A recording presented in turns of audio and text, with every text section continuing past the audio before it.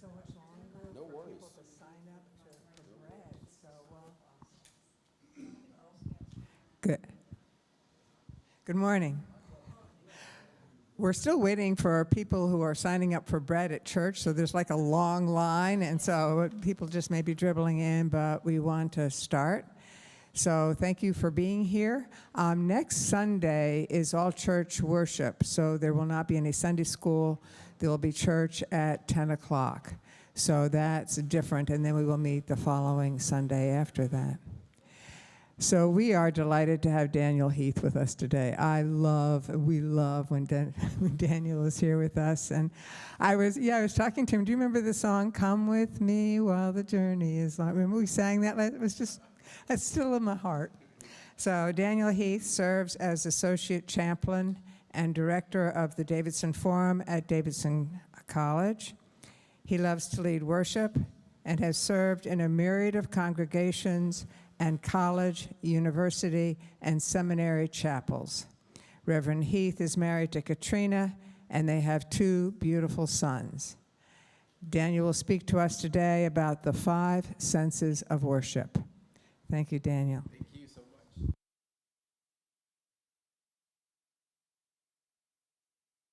That's good. That's good. Check. All right.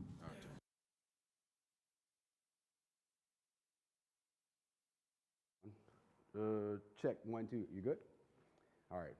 Well, thank you for the warm welcome. It's good to see you early on a Sunday morning. I sound a little groggy because of the pollen in the air, so just excuse me. The 5 senses of worship. I've been thinking about this subject for a while. Let me tell you how I got there. I read the 5 love languages, Gary Chapman, and then I read Andy Stanley book, the son Andy Stanley, and it's called Deep and Wide. And in that book, he says, in planning for worship, we should plan worship in a way that we're planning for people who are not there. We should plan for visitors. And he added a nuance. He says we should plan for visitors to come and the experience be such that they come back the next week with a friend. So I began to chew on that for a little bit for the last 10 years, and I thought, well, what would be for a great worship experience where someone would be fulfilled and inspired and encouraged in a way that they're not predicting, so much so that they come back and bring a friend. And that's what led me to the 5 senses of worship. And I was going over my notes last night, and I was also watching basketball. And I set the first sheet, I can see it, on the couch. And when I got up and gathered my sheets, I remember balling that sheet up and throwing it in the trash. Then that was my opening comments. But I always have a spare, so I found it online. So let me give you some opening comments. I think of a myriad of events and experiences outside of the church or worshiping community context where all 5 senses are engaged. Think about maybe an amusement park for a minute. Think about a movie theater. Think about the smells, the sights, the sounds, the feel of the reclining chair. And I'm pretty sure you can come up with other ones. Considering all 5 senses can maximize an experience or an event, giving varying avenues of access, taste, smell, hearing, sight, touch. When was the last time your sense of smell was engaged in worship intentionally? Just think about it. Right. Okay. Do you remember using your taste buds in worship during a non-communion day? Could and should all 5 senses be engaged in worship? This class explores why all 5 senses should be considered in worship planning and allows participants to workshop ideas of how to incorporate all 5 senses in a worship service, and we'll do that later at DCPC. Having a multisensory experience makes for a more meaningful, accessible, and memorable worship service. Those are my 3 buckets. And here's how I define each. Meaningful worship is worship that is formational. Meaningful worship is effective.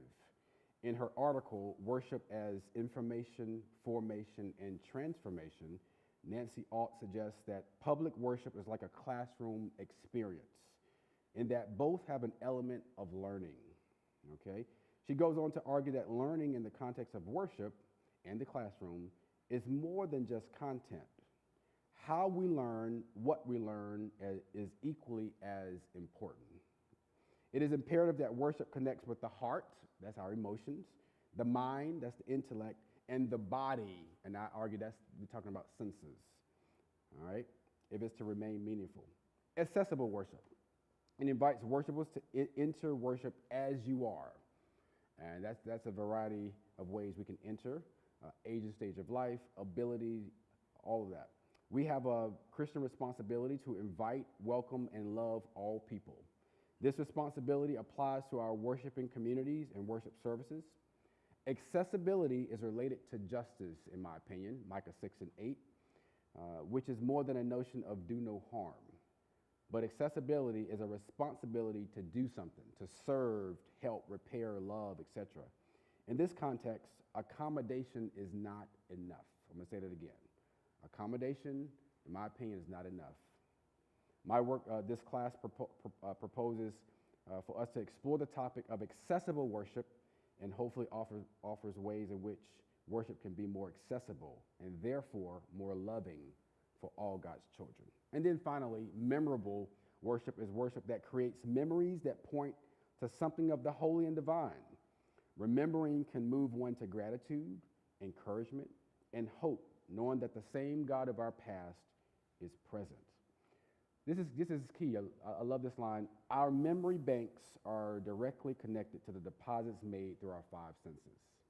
And so with that in mind, if you think about worship and hearing a sermon and singing songs and all of the above, what are the ways in which our memories can be engaged so that on Tuesday morning we remember something that the preacher said or that we sang, or a song that was sang last year? It means something. All right, so let us dive into the five senses, and the five senses, I'm going to call them high fives, because then you can remember, right? It's kind of silly. All right, so let's go. Here's the sense of sight, and so I just kind of put some bullet points about the sense of sight. So we always say, a picture's worth 1,000 words. Well, if a picture's worth 1,000 words, why do we use so many words? Think about it, right? And so we have an opportunity then, because of how powerful a sense of sight is, to explore that a little bit more intentionally in worship. Think about pray or affirming or blessing folks while looking into the eyes. So we did this exercise when I was in seminary, and it was very powerful. I still remember it. A professor of mine was leading a youth seminar. My son happened to be with me because he was out of school on break. And he said, get a partner, and I want you to pray with them. First thing people did was like this. He said, no. Let me add a directive. I want you to look into their eyes. And so my son, think about the power. I was looking into my son's eyes, praying with him, and I started crying. All right? So what are the ways in which we can intentionally use our sense of sight? Think about lighting, candles, centering props, art installations and projections. And I think DCPC does this, right, with the projecting the lyrics on the wall. The attire of the presenter and participants. We'll explore that a little bit later. Movements, tableau, dramatization, dance ministry. What about the gathering space setup? So how we set up the space actually creates some ways in which certain senses will be immediately engaged. So when you walk into a room, you notice how to set up, and that tells you something, how we're going to be engaged. If I had rows of tables, that would have told you something, right? I didn't set up the room, by the way. But the setup is telling you something, and so we could be more intentional about that. And then I put blindness up there to just lift the fact that we are not all at the same ability when it comes to senses, and we need to keep that in mind. Because when we're planning, sometimes we're assuming too much, and we're assuming in a way that's not faithful to all peoples, all right? Would you add anything to this? Look at this list, and what other things would you add? The sense of sight. What other ways in which sense of sight can be engaged in a worship experience? Yes, sir. The Reformation pretty much did away with stained glass windows and icons, images, statues, and so forth Mm-hmm. that were, the Catholic and Yep. Orthodox churches had developed over centuries Mm-hmm. as a way to engage, I guess, mainly illiterate people. Um, and I guess the Reformation thought if you can't read or aren't interested in or something similar. Yeah. Yeah, that's a good point. And so if you didn't hear, we were talking about certain periods in our church history where we did have intentional images, iconography in the worshiping space for certain reasons. And there were concerns about how folks were using and engaging those symbols. Was it helpful or not? Particularly, I think the stained glass windows were helpful because they were the point was to make sure people were getting the biblical knowledge even though they couldn't read, like as you said. And so if you go in, like even at Covenant today, Covenant Presbyterian Church, I think they do it well to where on one side is the Old Testament, one side is the New Testament, and it's mapped out really well. But that's a good point.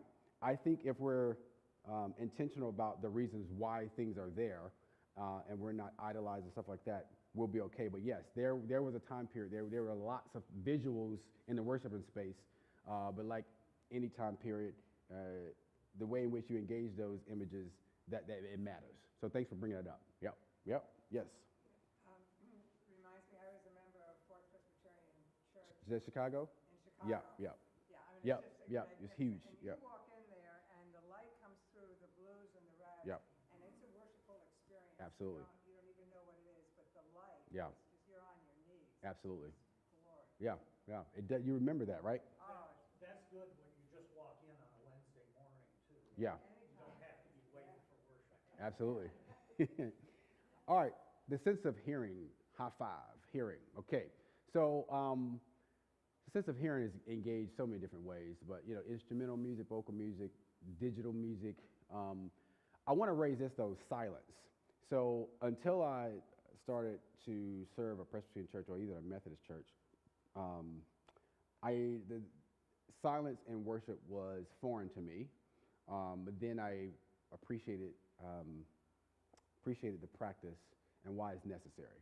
So silence also engages your hearing in an intentional way, right? Because there's so much noise in our world, so many distractions, and sometimes we're uncomfortable with just sitting or being still and listening for God, sitting with our own thoughts. And so I wanted to put this up there. Ritual sounds. What I love is doing communion when you hear the juice being poured. Oh, that's just a holy moment for me personally. Other ritual sounds as well. Baptismal font, the splashing of the water, all right? Reminds you of a remembrance of grace. Let's see, why did I put write prayers, liturgy? Oh, there we go. Writing prayers, liturgy, and sermons for the ear. So Professor Cleophas LaRue, he just retired from the seminary in Princeton after 33 years. He says to write for the ear, because when people are doing sermons and prayers and everything, like when you're writing them, you're not writing them for people to read them. You're writing for people to hear them, and that's a different practice. Sound effects, thunder, laughter, nature sounds. There are digital keyboards now, depending on the context, if it's appropriate or distracting, but it's out there. And then deafness. Of course, we have different abilities of hearing, and so we should be cognizant of that. What would you add to this list? Yes? Pardon me for being a nerd. No, it's not no. The Latin word sermo, Mm-hmm. word sermon, does not mean lecture, it means conversation. Good. And so, say more about that. It got lost somewhere. Gotcha. The word stuck and the idea Yep. disappeared. Yeah. I would argue that a conversation is still happening, even though dialogue is not happening. During a good sermon, you are actually responding, right? There is conversation going on because, in the Black church experience in particular, amen, yeah, preach, preacher, So there is a dialogue going on, even though it's not audible. But thank you for raising it. That's a good point. That's a good point. That's why sermons should be written well, so that people are engaged and they can oh yeah, that's a good point. Let me write that down, and they remember it, right, Tuesday morning at 10 a.m. Peter uses lots of visuals. Good, good. Peter's a good preacher too, and his professor was Cleophas LaRue. Yeah, yes. What's your spin on the perceived need to have background music during silent prayer? I'm not saying it's a need. I'm saying that's one tool or option. And I think if you're prayerful about the different tools and options, I think the Spirit will lead you to do what is needed for that context, for that day, for that service. So I'm not saying do everything all the time. I'm saying here are all the ways in which we can think about worship on the planning side. But yeah, I think it's good to have silence, period. And there might be some times where some prayers or other things might be accompanied by soft music in the background, but it needs to be intentional. If that makes sense. Like, why are you doing this? To bring up what emotion? To point to what sacred moment or idea? Good. All right. High five, touch. All right. So we have praying hands. Some people will clasp their hands or hold the hands of their neighbors during prayer. The font of water or sand or soil. I've seen a variety of things spin on this. Tears. That is a touch point. Your tears flowing down your face. All right. Pilgrimages, like there's a way in which we move to sacred sites. Like we walked to a columbarium when I was at Covenant because it's right on the grounds. We walked to a cemetery. That's what I was thinking about in terms of pilgrimages. Walking to sacred sites. Textures, the weight of the hymnal, right? The texture of the bulletin. Some people, that's important. When you take those away, it affects their experience in worship. This thing I want to bring up, permissions and options. So in some worshiping experiences, during the passing of the peace, people are going around hugging each other, and that's great. And I just think that when it comes to touch, there should be a sense of boundaries and permissions to engage in personal space, especially with older population and then our children, all right? So I just want to just name that. Removing your shoes, I think this is an opportunity that we don't use in worshiping experiences. But if you remove your shoes, it gives you a different experience. Let's think about the book of Exodus maybe, Moses, the burning bush. I wonder what it would be like doing a service that has that as the backdrop to invite people to remove their shoes during the sermon. And then when you hear Moses, take off your shoes, for this is holy ground. I wonder what it would be like for you to have that moment in worship. But then when you get home, when you walk inside and you take off your shoes, the preacher would invite you to have that as a practice. Take off your shoes, for this is holy ground. I don't know. Stones, other weights. Pray-doh. I'm kind of corny. I think that'd be kind of cool. But like if you have Play-Doh, but call it Pray-Doh. There are some for whom they need to engage with something physical in order to stay focused. Reimagine touch. So quilts. I don't know if you have a quilting community, but if you have a quilting community and then you dedicate that quilt, you pray over it and then give it to someone, maybe a cancer patient or maybe someone else, that is a touch point, right? You give it to them, you prayed over it. To me, it's the same as touching someone, all right? Hypoestasia is just the area of touch, the scientific term. All right, high five, taste. Religious feasts, I'm going to, for the Jewish community, there are many. For the Muslim community, there are many. And for Christians, I started to think. Well, right. I mean, besides communion, right, that's the thing I'm thinking, like, when do we consistently engage our taste buds? And religious feasts, I'm thinking, there you go, coffee during the covenant class. But we're going to get to that. Keep that in mind, what you just did, because it sounds funny, but we're going to circle back. Symbolic foods like salt, bread, and water. I imagine when you're reading scripture, there are opportunities to engage those things because they're right there in the biblical text. And I wonder if we can bring those in worship. How would it change our experience? Fasting, breaking fast. What foods are present in your readings, as I said.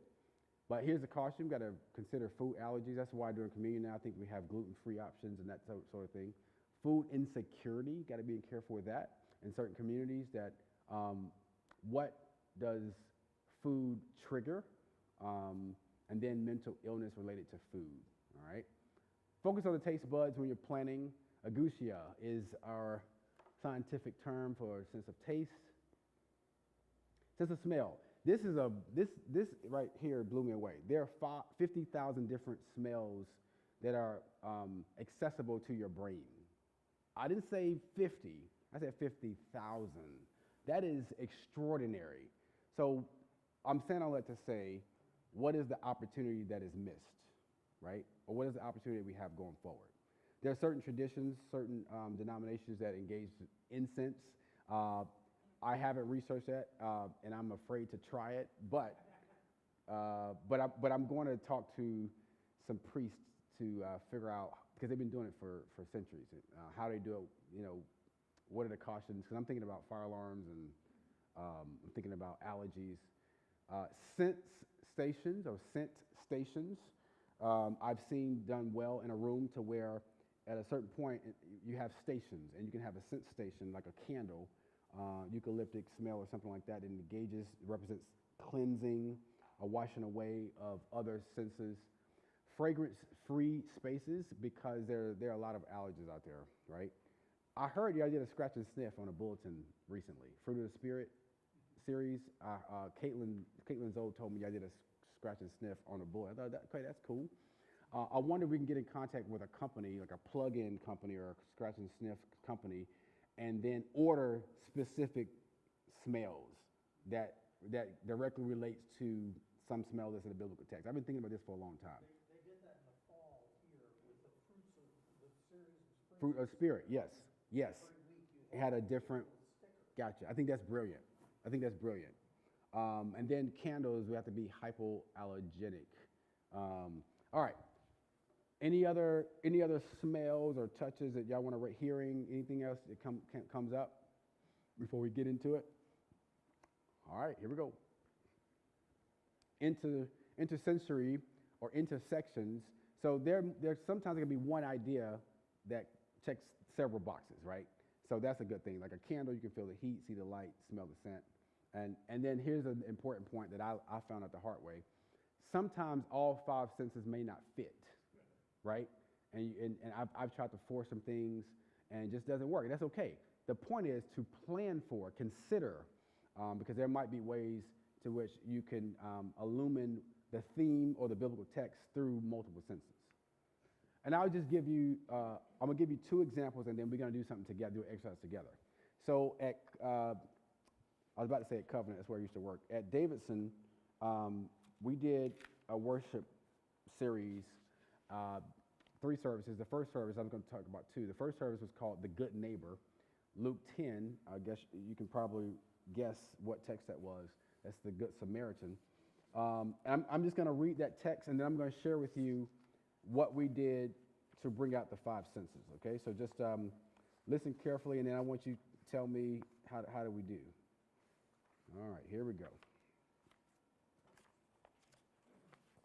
That's Luke 17. That's the next one. It was Luke 10. I didn't throw that away, I promise you. Here we go. All right, an expert in the law stood up to test Jesus. Teacher, he said, what must I do to inherit eternal life? And Jesus said to him, what is written in the law? What do you read there? He answered, you should love the Lord your God with all your heart and all your soul and all your strength, with all your mind, and your neighbor as yourself. He said to him, you have given the right answer. Do this and you will live. But wanting to vindicate himself, this lawyer asked Jesus, and who is my neighbor?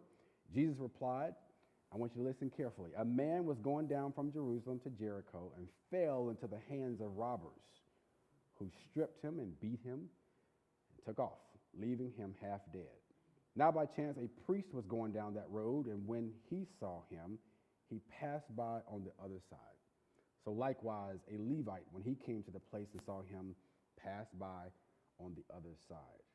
But a Samaritan, that good neighbor, while traveling, came upon him, and when he saw him, he was moved with compassion. He went to him and bandaged his wounds, treating them with oil and wine. Then he put him on his own animal, brought him to an inn, and took care of him. The next day he took out 2 denarii, gave them to the innkeeper, and said, "Take care of him, and when I come back, I will repay you whatever more you spend." Which of these 3 do you think was a neighbor to the man who fell into the hands of the robbers? He said, "The one who showed him mercy." Jesus said to him, "Go and do likewise." This is the word of the Lord.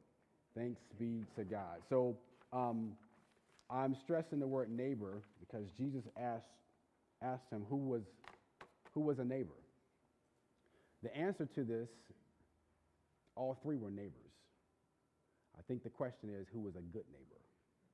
Okay, that's the tagline of the sermon that we preached then, because the robbers, they were neighbors.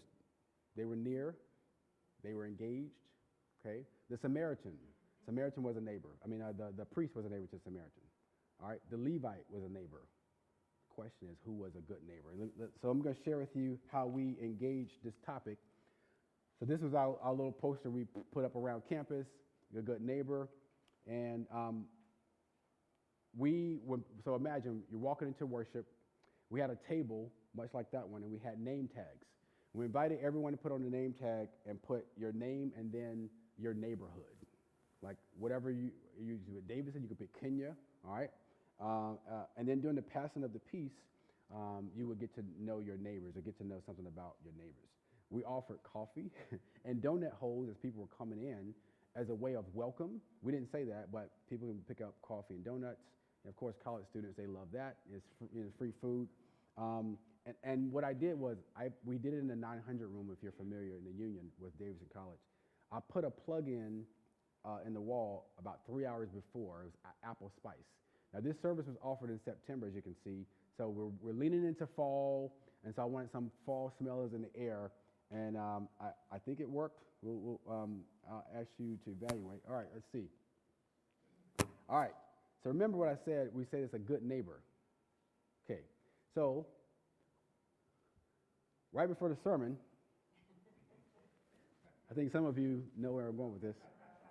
Right before the sermon, I put on this sweater, and you see my blue shoes. I switched to these blue shoes, and the thing is, I don't think many people got it at first, but I think folks who are older in the room understood. Let's see, how do I do this? Oh, mute button's right here, and I played this. See if you check 1, 2. Here we go. Let's go back. See if you remember this. It's a beautiful day in this neighborhood, a beautiful day for My friend, this is him singing in Would worship. you be mine? Could you be mine? It's a neighborly day in this beautywood, a neighborly day for beauty. Would you be mine? Could you be mine? I have always wanted to have a neighbor just like you. I've always wanted to live in a neighborhood with you. So let's make the most of this beautiful day. Since we're together, we might as well say, would you be mine? Could you be mine? Won't you be my neighbor? Won't you please? Won't you please?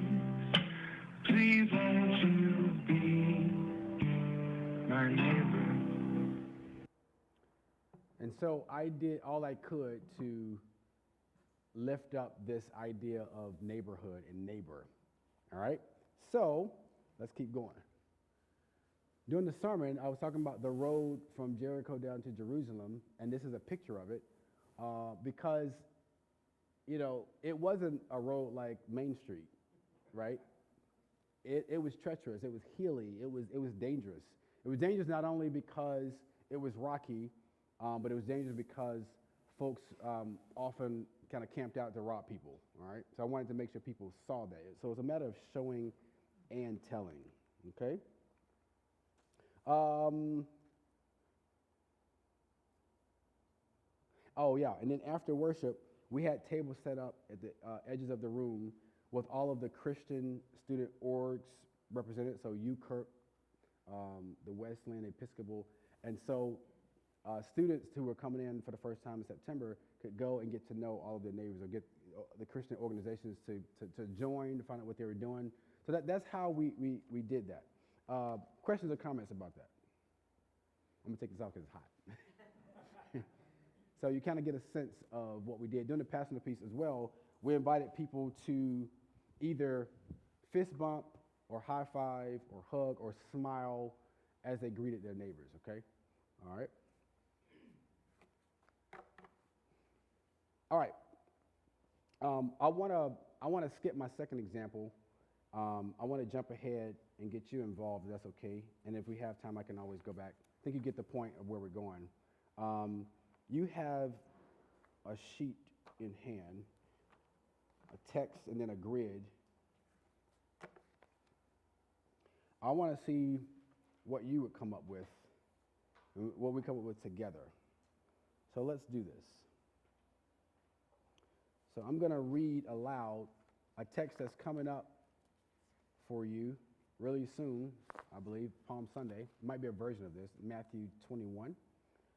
And let's see how might we, as a worship planning committee, y'all like committees in Presbyterian Church, how might we engage all five senses in this text? So I'll read it, and then we'll plan together. A reading from the book of Matthew 21, verses 1 through 11.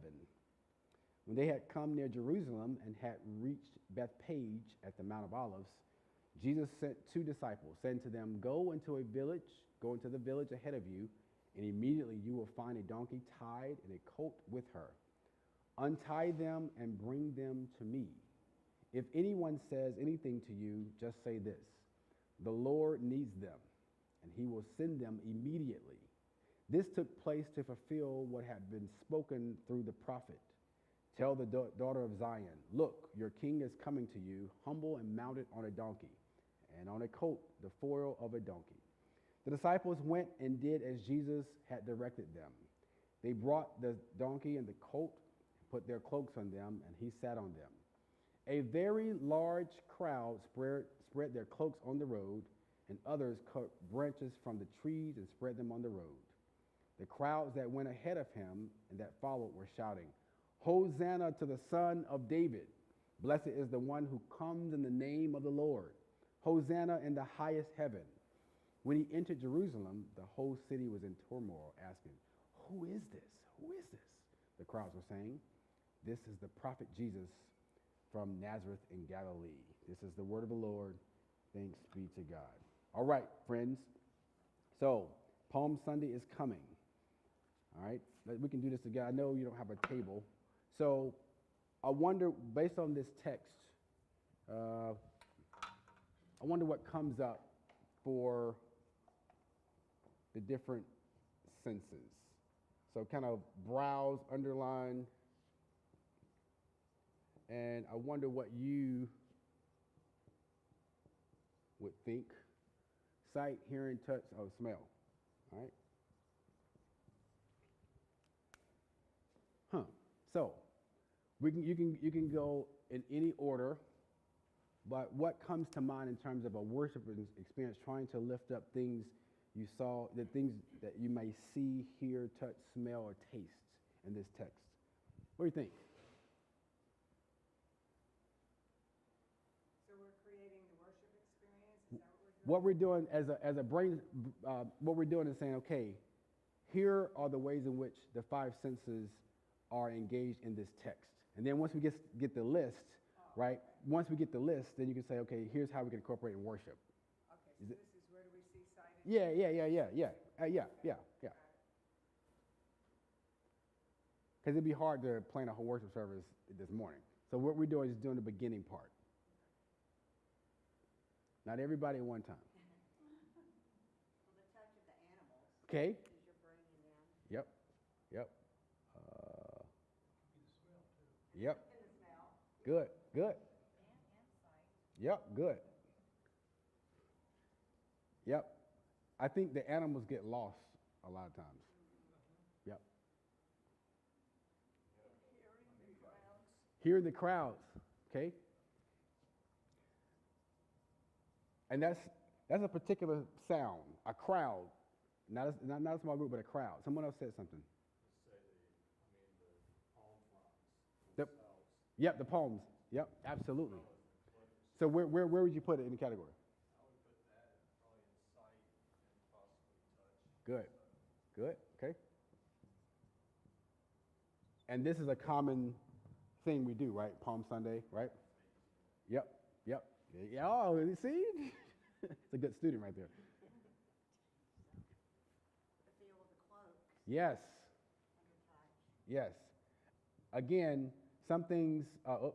Some things are not as engaged.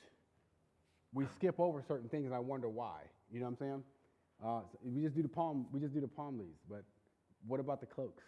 You know, and that when you engage it, then it makes for a more accurate experience of what actually happened. Sometimes we romanticize things. Yeah, palms, that looks very lovely.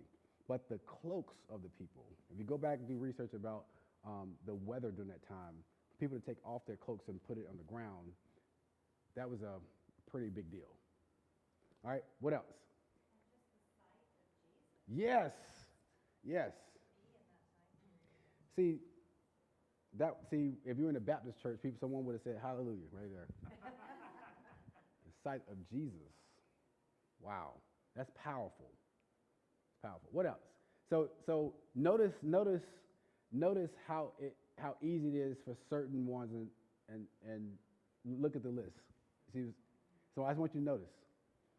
Yes. I think, I almost imagine this as a very dry, dusty place. Okay. And you can smell and taste that. Oh. If you're out hiking, there are tastes that just show up.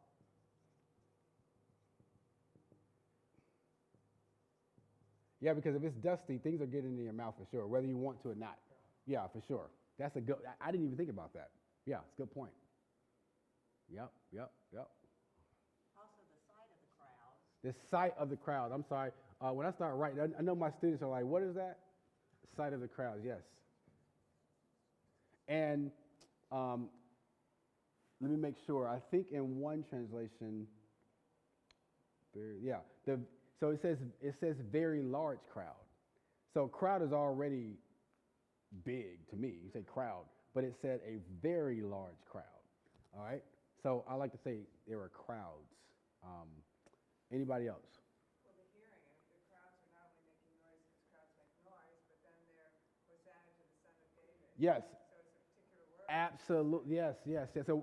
So not only hearing noise, but hearing particular chants or whatever. Exactly. You know, I wonder what it would be like. Again, we romanticize some things. I love children doing things. Hosanna, Hosanna, yes. But I wonder what it would be like for the whole congregation to yell that. Not just to, singing is great. That's pretty. But when we're talking about what happened on that day, they were yelling, right? Think about a sporting event. Your favorite player, I mean, you're yelling. But, you know, they're not singing. They're not. All right. And it matters. It matters because it's a different experience. All right. Anything else? Yes. There's a conflict on the Hosanna, and that is who is this? Yes. Yeah. You know what? And that's the last.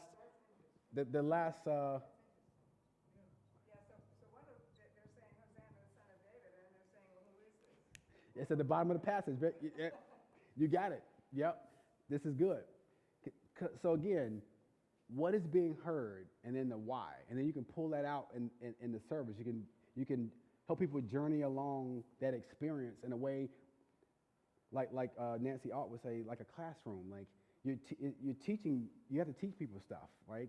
Sometimes, I'm not saying the DCPC, but sometimes in our liturgical worship planning processes, we just repeat what's been done over and over and over. And it's good repeating, and it's worth repeating, and there's so much depth, there's so much we haven't been taught.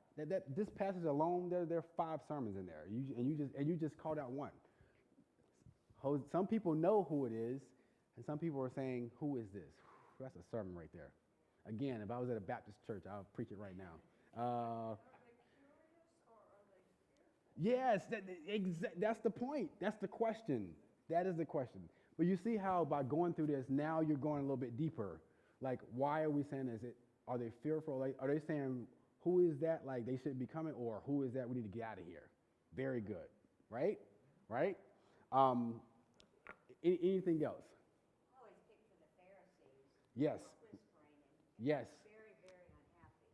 So, the religious leaders of the day. All right, so I can't give that away. Let me think. Hold a second. There are religious leaders around. The reason I'm holding it because I'm going to invite you to come to the service that we're planning. Hold on, let me. This is the. So, we are planning a service at the college on April 14th. That's the Monday after Palm Sunday. But because that's the Monday after Palm Sunday, the theme is going to be about Palm Sunday. And I'm trying to do the creative thing, bring a new spin to it, and we call it the Red Carpet Event. Ooh, okay? And what I'm trying to explore is if I'm equating folks throwing down their cloaks and palms to Jesus like we do for folks like dignitaries and movie stars. We pull out the red carpet. So I'm taking a contemporary experience and looking at that lens at an ancient story, calling it the Red Carpet Event. We're going to have an artist to paint during the service to kind of visually chronicle that story. I'm going to preach a little homily, and then at the end of service, we're going to have, I'm calling it an agape feast, but we're going to have a chef, her name is Chef Mbizi, come, and the menu is going to be inspired by the Last Supper. So that service in Holy Week, a variety of things happen, the Last Supper being one. So it'll be a Mediterranean, probably charcuterie boards and stuff like that. So it's going to be fabulous. There might be a red carpet actually in this space. And so we want to do something that's creative and that's memorable, right? That's impactful, that's meaningful, that's accessible to all 5 senses. And so I don't want to give away what we're doing, but you're invited to the service. It's going to be I'll say it'll be a 45-minute service. We have communion. Julia Watkins and I will preside. Julia Watkins is a college chaplain.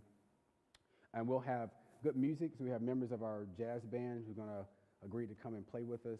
And so we're going to make it big because it's Holy Week. So you all are invited. All right, I want to stop right there. Do you have, I have one more example, but do you have any questions about anything? Comments? I'll think, check. Hate being online, but anyways, comment. Your picture of the road from Luke Yeah. was very, very powerful. See? And so the suggestion would be, what's a picture of the road into Jerusalem look like? Ooh, I love that. I love that. I'm going to write that down. Hold on a second.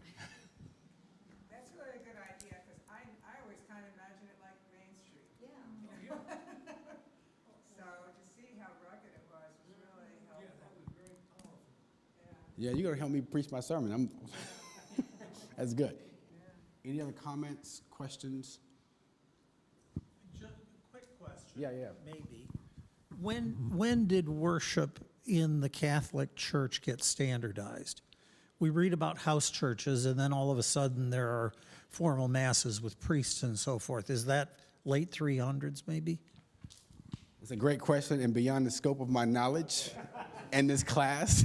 But if you email me, we have a Catholic campus minister, and he could tell me like today. You shoot me an email. I'm happy to get the answer for you.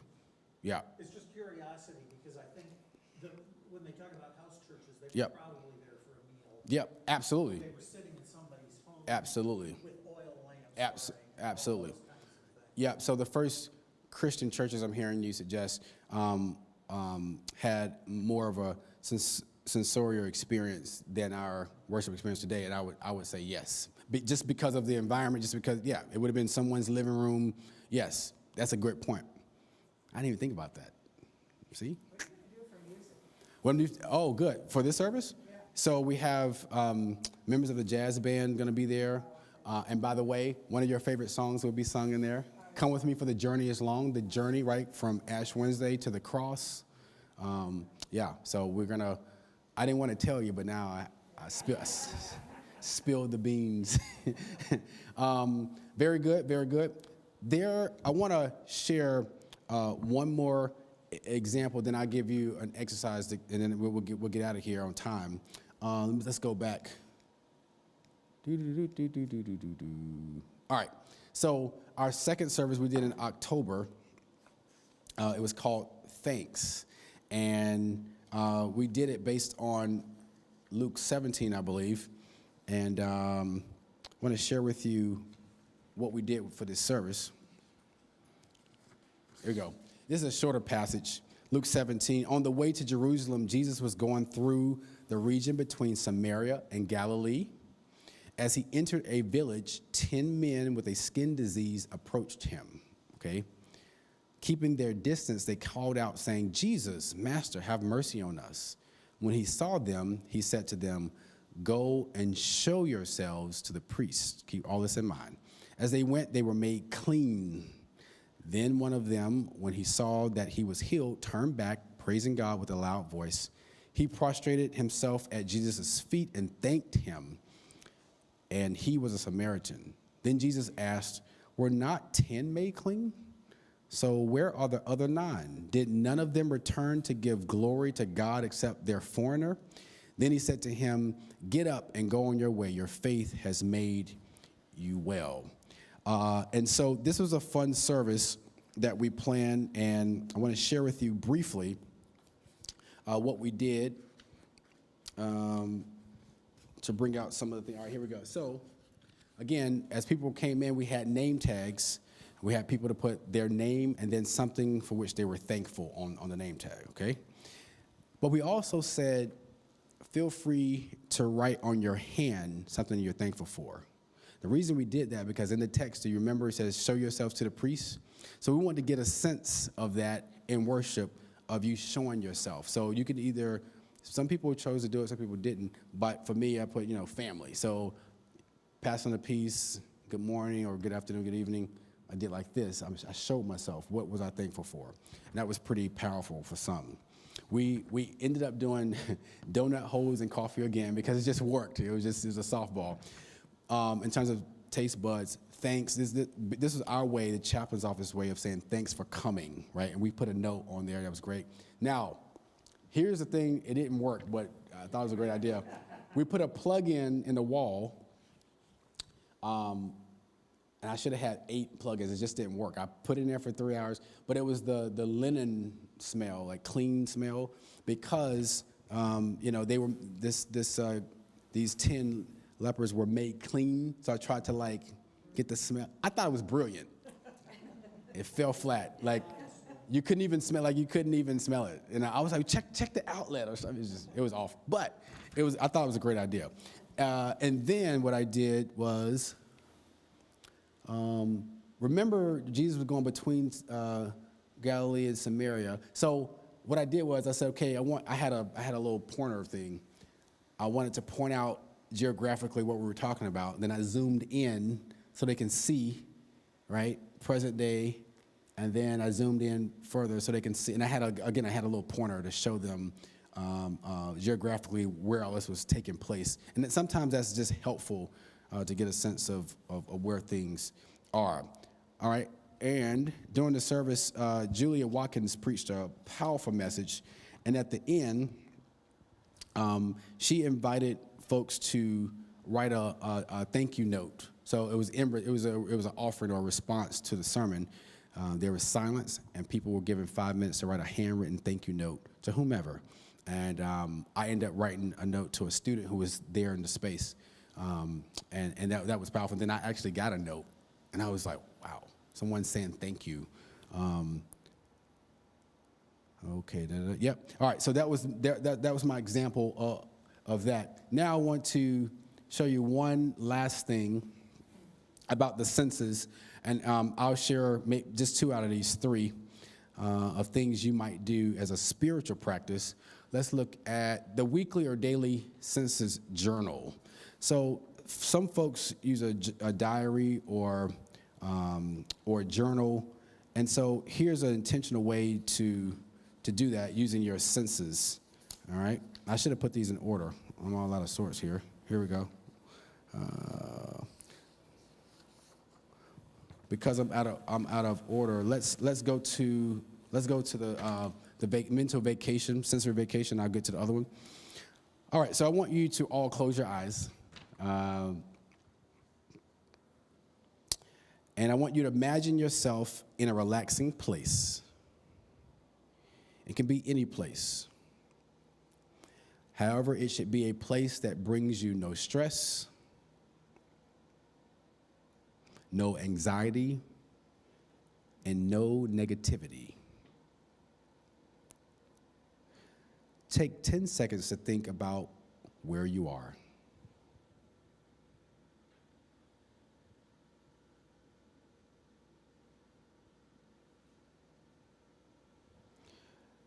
Take 10 seconds to think about what you see in that place.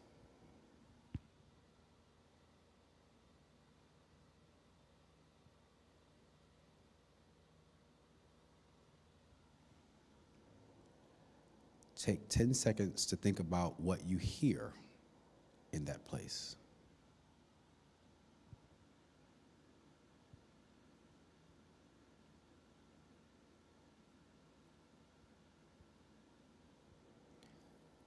Take 10 seconds to think about what you smell in that place.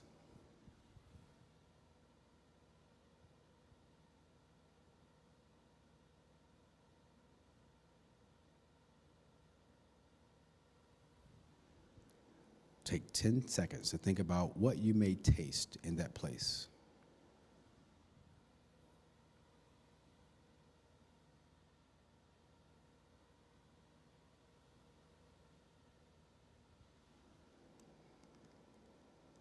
Take another 10 seconds to think about what you feel.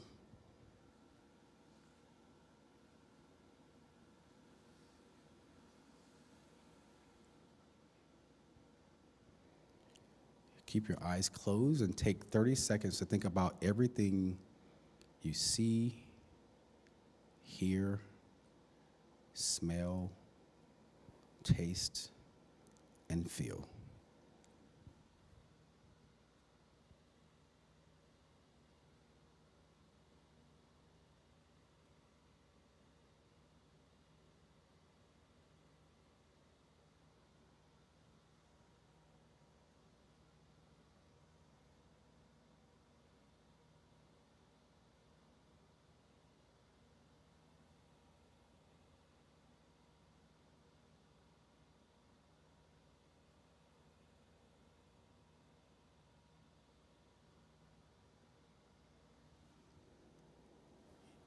Now slowly open your eyes and return to the room and consider the experience. Consider, how do you feel?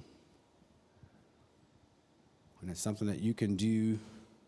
You can take 5 minutes at your desk, in your living room, in the covenant class, just to center, to have this 5 senses consideration of experience. Thank you so much for having me. I'm gonna get you out of here early. When you have a substitute teacher, I like to give you time, extra time. It's 10:43. I know you got to get to worship. Thank you so much for having me. Y'all have a good week. Thank you. We want to thank you. This is a big thank you note to you. We're all just sending one from our hearts. Appreciate that. Thank you. Appreciate it. Thank you.